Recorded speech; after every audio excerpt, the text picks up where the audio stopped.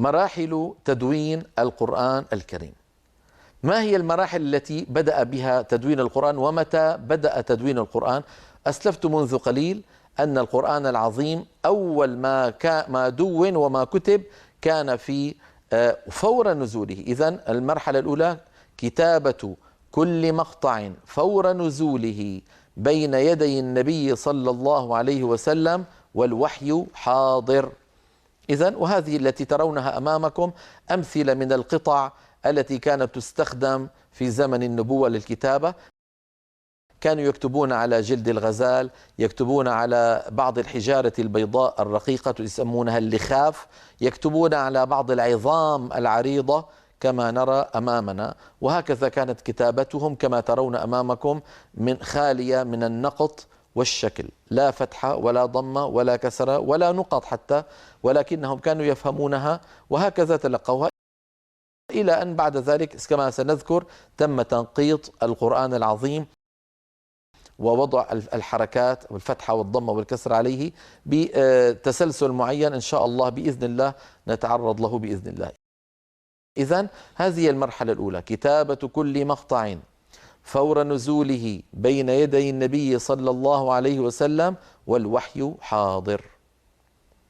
المرحلة الثانية، أو خلينا في المرحلة الأولى، انظروا إلى اللوحة هذه التي أمامكم. قال زيد بن ثابت، طبعا زيد بن ثابت من كبار أصحاب رسول الله صلى الله عليه وسلم، وهو أنصاري من الأنصار من المدينة، وهذا الرجل رضي الله تعالى عنه دوره محوري في كتابة القرآن العظيم. كتب القرآن العظيم 3 مرات. المرة الأولى كما ترون بين يدي رسول الله صلى الله عليه وسلم، المرة الثانية في زمن أبي بكر الصديق، المرة الثالثة في زمن عثمان رضي الله تعالى عنه كما سيأتي معنا. إذن يقول زيد بن ثابت رضي الله عنه: كنت أكتب الوحي عند رسول الله صلى الله عليه وسلم وهو يملي علي، فإذا فرغت قال: اقرأ. مو أنه كتبوا يلا مع السلامة، لا، اقرأ. فأقرأه فإن كان فيه سقط أقامه. انتبهوا إلى هذه العبارة ما أجملها، وقد لونتها لكم بالأحمر.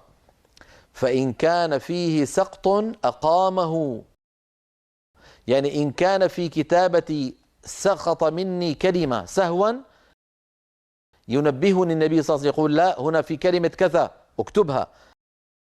فإن كان فيها، هذا معنى سقط، فإن كان فيه سقط أقامه، يعني صححه رسول الله صلى الله عليه وسلم بأن يقول لزيد: اكتب هنا كلمة كذا.